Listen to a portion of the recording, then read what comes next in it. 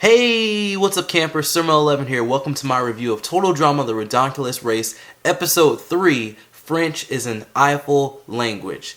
I need to shorten those titles one day. Now, this episode wasn't too crazy. After the events in Morocco, the teams begin the journey to France, Paris to be specific, and it's weird that I'm reviewing this right when all this stuff is going on. Yeah, I don't know. But the teams have to use mopeds to get to the airport, and then they get on planes for Paris, and that's where the main challenge is at and everything. Carrie and Devin were first, if you remember. This was from the last episode, and this would have been the perfect place for a confession, but it's way too early in the season. Plus, Devin keeps mentioning his girlfriend, but honestly, Paris would be the perfect location for Carrie to confess her love for Devin and stuff, since she's already confessed it to the cameras and in the confessionals and all that.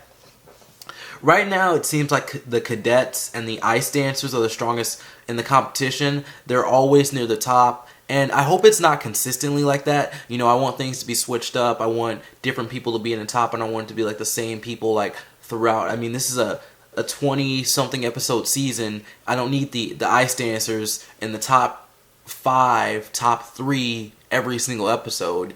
And it's weird having no voting this season. So like, even for the finale, I'm guessing that's just up to them. But even, you know, there's always a canon like winner, but still it was kind of fun to be able to vote towards the end and then just kind of like think about who the characters would vote off the island. But now there's no voting, so yeah.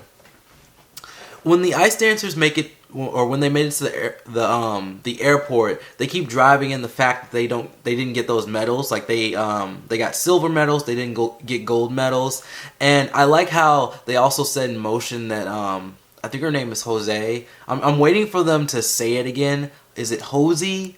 I like how they set in motion that she doesn't like Jax. They said his name, and I'm still messing up his name. Oh man.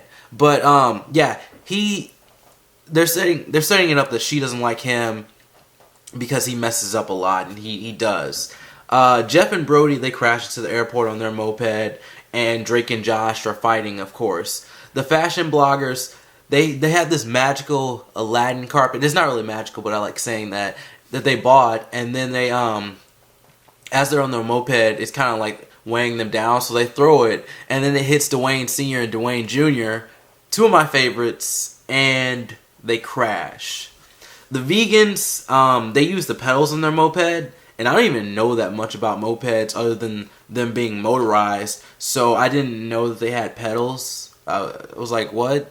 Is this a new bike or something? But no, mopeds have pedals. I looked it up. And it seems like their whole lifestyle will mess them up in the competition eventually. Like eventually, this whole vegan lifestyle, this whole like, I don't want to affect animals, I don't want to destroy the earth, I don't want to like add on to global warming or anything like that. It seems like that's going to be their downfall in the competition. We get an awkward scene between the Dwaynes and the fashion bloggers due to what happened earlier.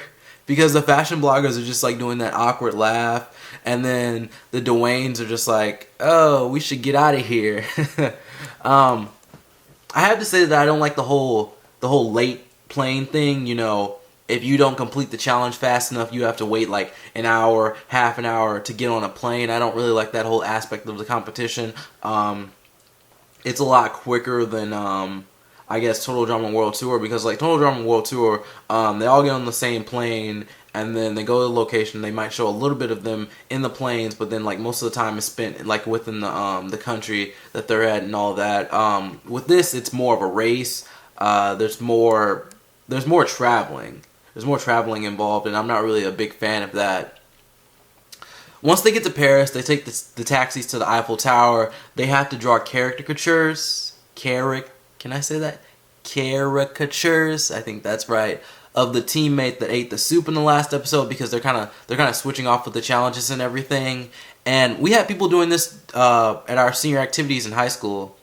It was a fun night, but I kind of missed out on some things by being in the gym too long, because they had a lot of activities outside of the gym. But yeah, that's not important at all.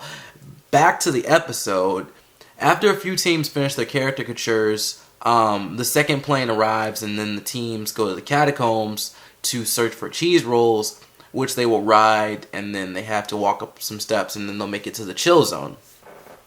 So the fashion bloggers, their taxi catches a flat, and then they decide to go. They decide to go shopping. Like, that's the smartest thing ever. That's very smart. Like, they should win this whole competition just for that, because they are great. I'm being sarcastic. Carrie's caricature, it's too realistic. Apparently, that's what Devin said. It was just like him with stuff around him. Like, it's like something a girl would draw in her diary if she really likes a guy. Like, he's shirtless and everything. Kitty is asking Emma about her love life, and she wants a pixie cut, apparently. Please don't. I hate when people cut their long hair, because not everyone thinks like this, but like some people will be like, oh no, I cut my hair off. Oh no, it's going to take a year or two to grow back. That was a bad idea. Or something like that.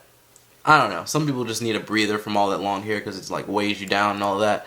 I like the scene with Noah and the Van Gogh guy. I forgot if he had a name or not, but when I was like reviewing the episode, I noticed he looked like Van Gogh.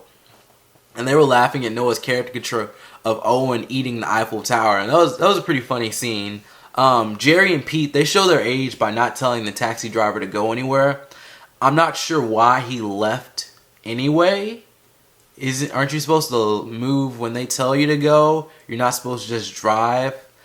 Plus, Jerry and Pete are kind of cracking jokes the entire episode. Like, they're not as competitive as I thought. Like, it's more of a playful rivalry / like friendship or whatever, because they're insulting each other, they're laughing about it and stuff. They're not really, like, really getting at each other.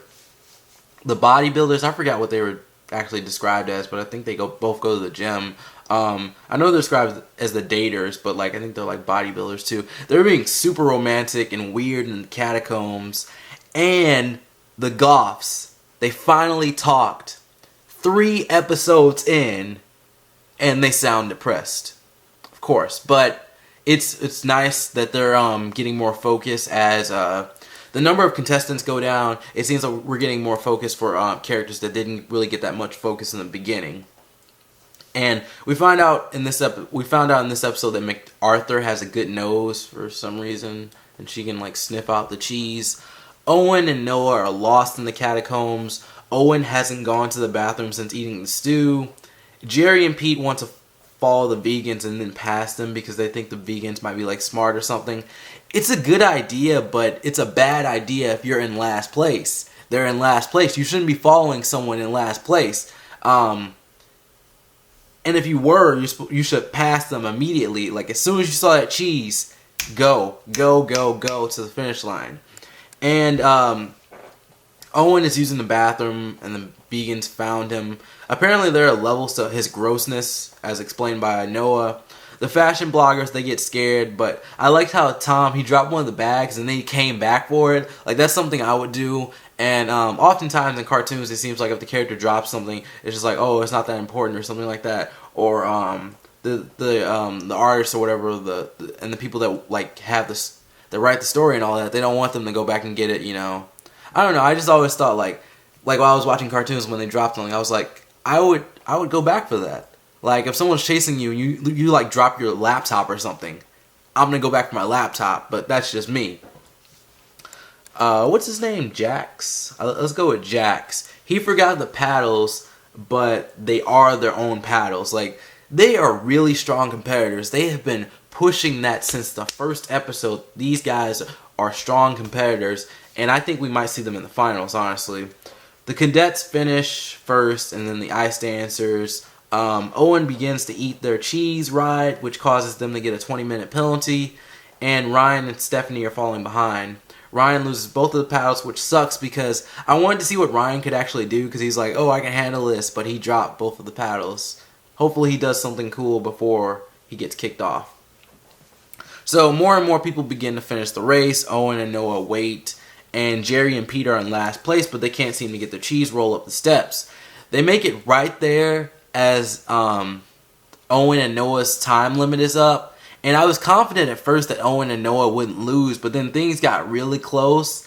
And Jerry was not completely in the circle of the chill zone, so they ended up losing and going home. And I'm still kind of wondering if Pete is Chris's dad. But these two characters, they weren't really important anyway, in my opinion, personally. And I can see the vegans going home soon, as I mentioned before, due to their lifestyle. I feel like the Goths will become a lot more important later on, and Owen and Noah probably won't win, but I think they'll make it far in the competition.